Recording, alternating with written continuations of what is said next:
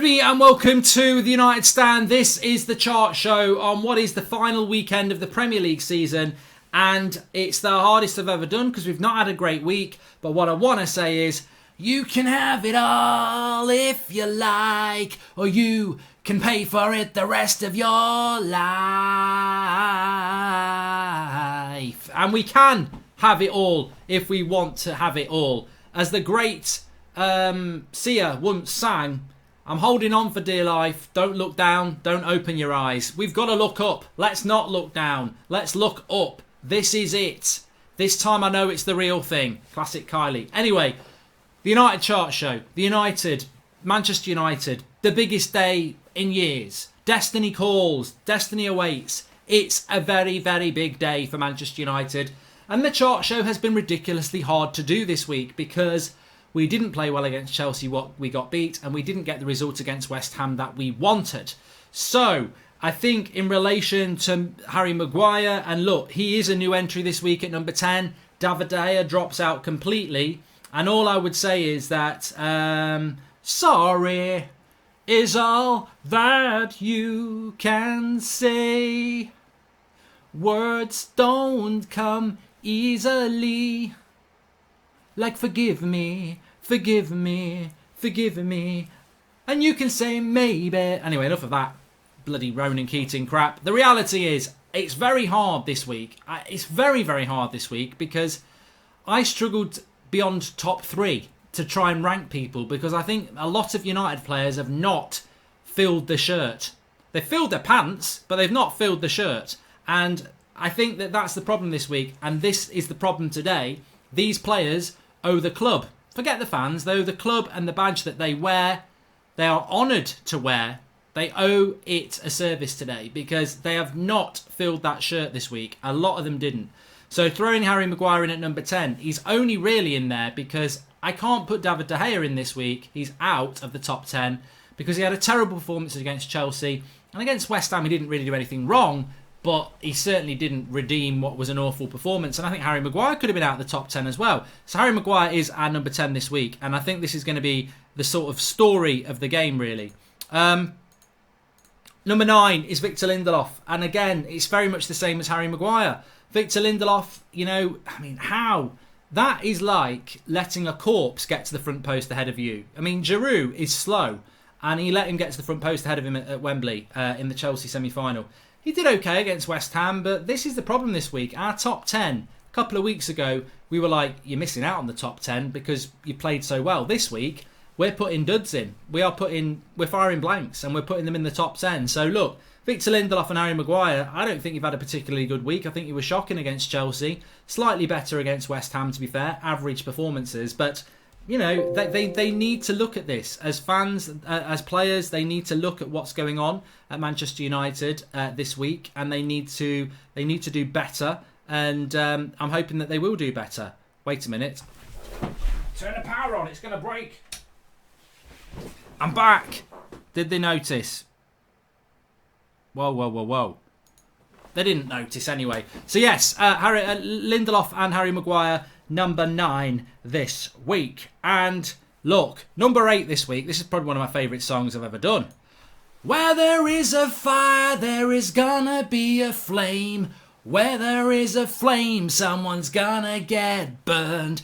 Just because they burn doesn't mean they're gonna die. You gotta get up and try.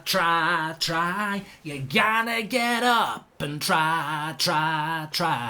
Aaron Wan-Bissaka is up from 10 to 8 this week. And you know why he's up from 10 to 8 this week? He played against Chelsea, he was awful.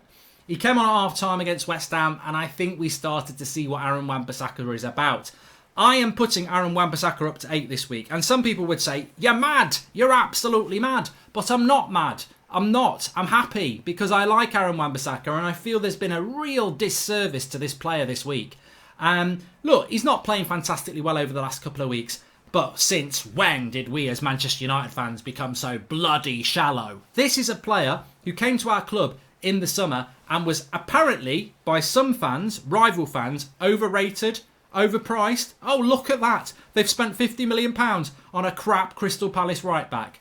They've never said those words until now in July. And they're not really saying it now. They're talking about Maguire.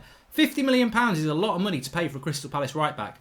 He was elite when he first came into the club, and he's been elite all the way until the last 2 weeks. And I believe a lot of that is because he's been overplayed. And even at half-time, when he's got a knock against West Ham, Fosu Mintah's taken off and he chucks Wan-Bissaka on, he does a good job. And they never got down that right-hand side when Wan-Bissaka came on. So I like Wan-Bissaka, and I think there is a massive, massive disservice to Wan-Bissaka amongst some of our fans who are talking about Player of the Year and not talking about him. He is our Player of the Year, and he has been fantastic this season. And I'm hoping that today, in a couple of hours, he's going to put in a very, very big performance. Number 7 this week is Nemanja Matic. I'm sorry, Ricky. We had a bit of an argument on Twitter.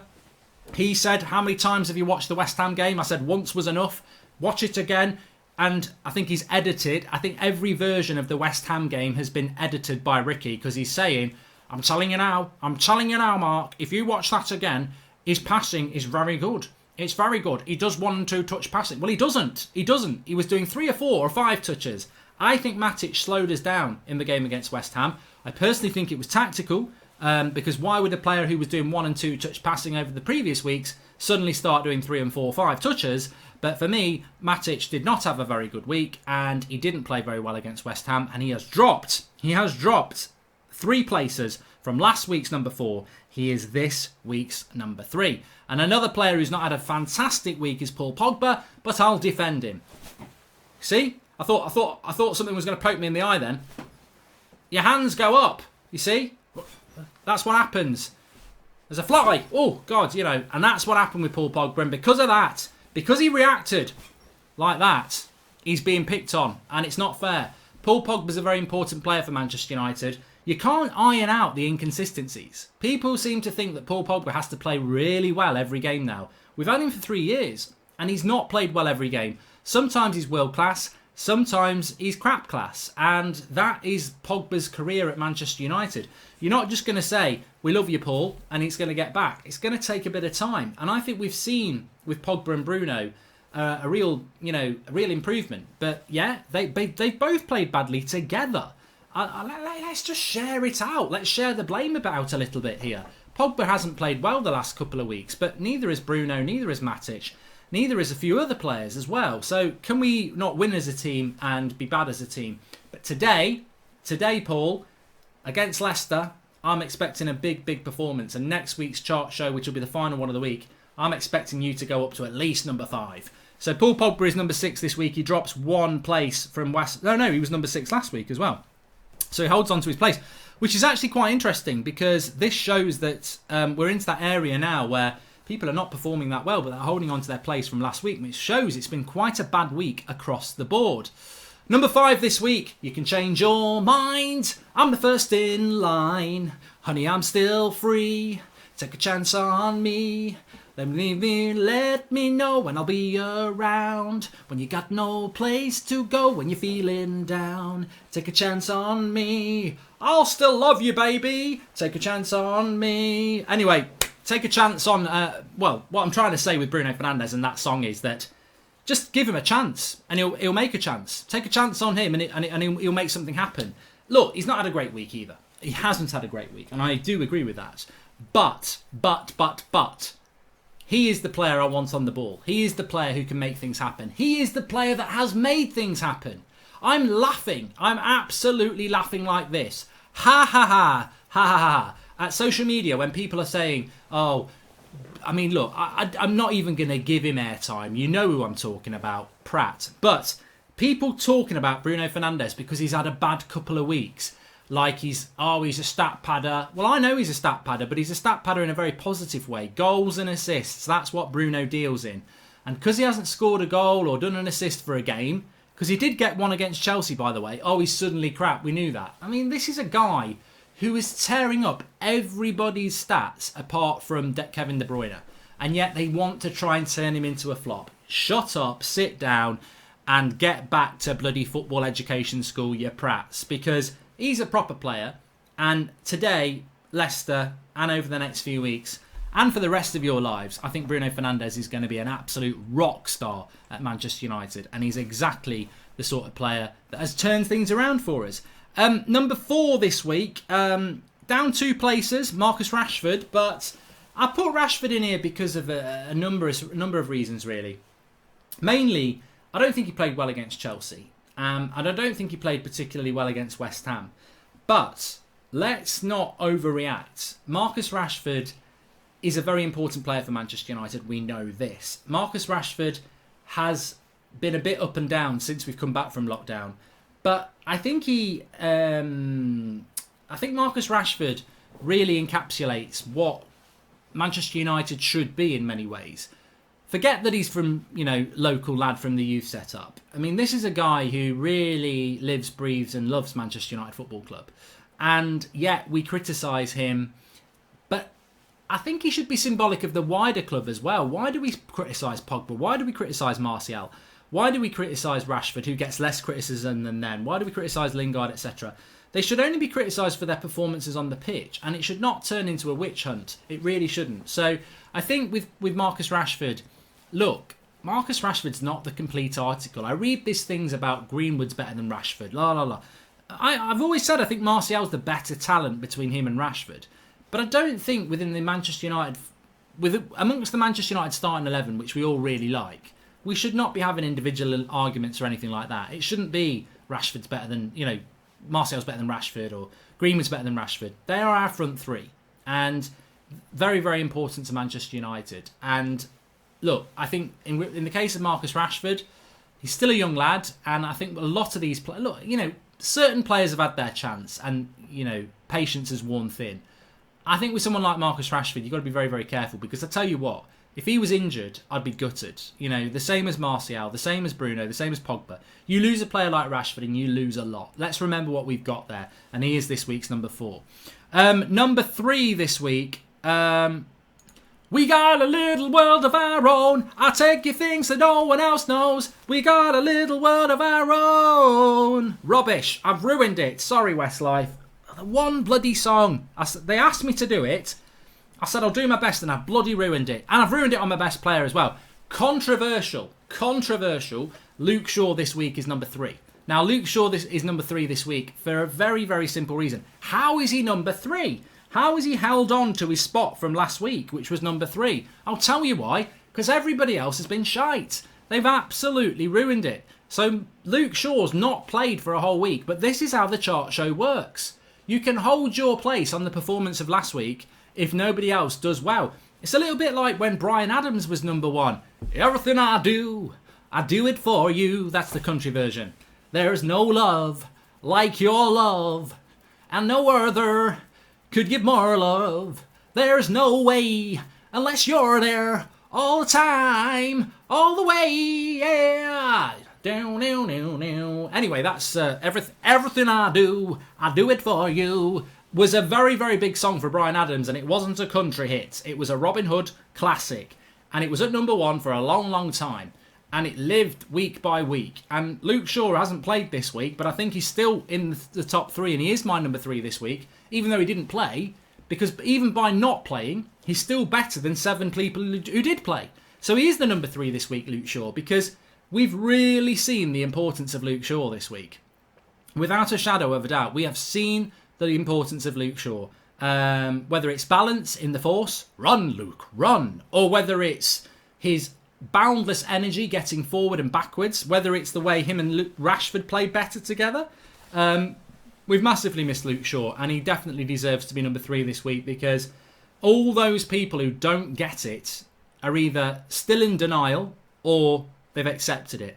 Look, there may well be better left-backs out there, but I tell you what, there's better midfielders than what we've got. There's better strikers than what we've got. There's better goalkeepers than what we've got. There's better centre-backs than what we've got.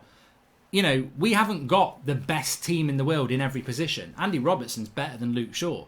Trent Alexander-Arnold, you'd probably take him over Wan-Bissaka. But I wouldn't, because I'm very happy with the fullbacks that we've got, and they wear the United badge, and they wear it well.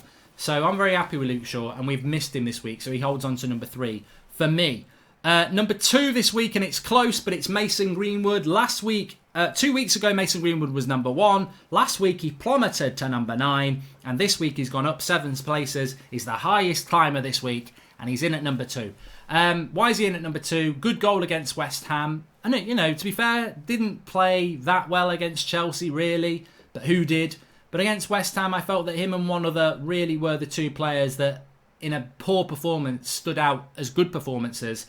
And he's 18 years of age, and he is performing better than Pogba's and Bruno's and Rashford's and Maguire's and people like that. So Mason Greenwood, years beyond his years. And look, he very nearly got number 1 again this week. I think some people would have given him number 1. But for me, I felt that taking into account last week, he was number 9 last week. And it was close between him and another for number 1 this week. And I just felt that it was what happened last week that didn't quite push Mason Greenwood into number 1. So Mason Greenwood is number 2 for me this week. And then number 1 is 1, 2, 3, 1, 2, 3, drink. 1, 2, 3, 1, 2, 3, drink. 1, 2, 3, 1, 2, 3, drink. Throw 'em back till I lose count. I wanna swing from the chandeliers. From the chandeliers, I'm gonna live like tomorrow doesn't exist. Like it doesn't exist. I've ruined that as well, but I'll tell you what, I want to swing from the chandeliers with Martial tomorrow. I want to swing from the chandeliers with the whole bloody team. Let's bring the roof down. Tomorrow, today, I've exposed the fact that I've recorded this on Saturday night, obviously, and you're watching this on Sunday. But I'll swing off the chandeliers tomorrow and Tuesday and Wednesday and Thursday. Let's bring the bloody roof down and let's get top 4. And this is the guy that I think is in form, has been in form for a very long time, and since lockdown has been our best player. He was last week's number 1. He's bloody well this week's number 1. It is the one and only Dan James. It's not Dan James. It's Anthony Martial. Anthony Martial. Look, I felt Greenwood was man of the match against West Ham, but I thought Martial was a very, very close second in a very, not a great team performance, but he was number 1 last week. He's been consistently, Anthony Martial, since lockdown, he's been number 2, he's been number 1, he's been number 1 this week, he's been, he's just always been there, number 2 in another week. Where was he in that week? I can't even see him in that week. Just massively, massively important for Manchester United. And it just gives me great satisfaction because I still think that, a little bit like Luke Shaw, there are people out there in the punditry business, in the mainstream media business, who just want to see him fail because they've slated him a lot over the last 3 years. Bad attitude, lazy, bollocks, crap, loads of nonsense. They want to see him fail, and he's absolutely grabbed those negative words and rammed them right down their throats over this season and continues to do so. I will guarantee you now, if Anthony Martial had put in a performance like some of the local lads did against West Ham, they would be all over him like a rash. But he didn't. He was one of the best players with Mason Greenwood. And do you see the plaudits in the press? Do you see this? Do you see the articles on the brilliance of Anthony Martial this season? I haven't seen hardly any. And yet, he's one of the biggest success stories of this season. He's gone from a left winger to a striker. He's become one of the best strikers in the league, consistently, statistically, and just using your eyes. And yet, there is very little noise around Anthony Martial. In fact, even in the Football Writers Award, and I'm sure in the PFA, it will be people like Marcus Rashford who are knocking on the door. And yet this is our best forward because he's played most of the season and he's been bloody superb in very challenging circumstances. And now the team's become more creative, he's even better. And the link-up play between him and Marcus Rashford is probably up there with Liverpool. I think after the Liverpool front three, I think the link-up play between Rashford and Martial when they're on it is superb. So Martial's my number 1 this week, and I'm hoping that he'll be number 1 next week, because if he is, we'll get top 4. That's how it is. You look at the positions of the players this week, and if they perform, they'll get top 4. Not a great week, to be fair. Beyond the top 3, and considering Luke Shaw was 3 and he didn't even play this week, I think anybody below 3 hasn't, as I said, filled that Manchester United shirt the way they should do. But they've got a massive opportunity today. Let's go for it. Let's get it. I'll see you on the watch along. Thanks everyone for watching. Smash a like on the video for the chart show. It's a little bit different, but some of us like it. Speak to you soon.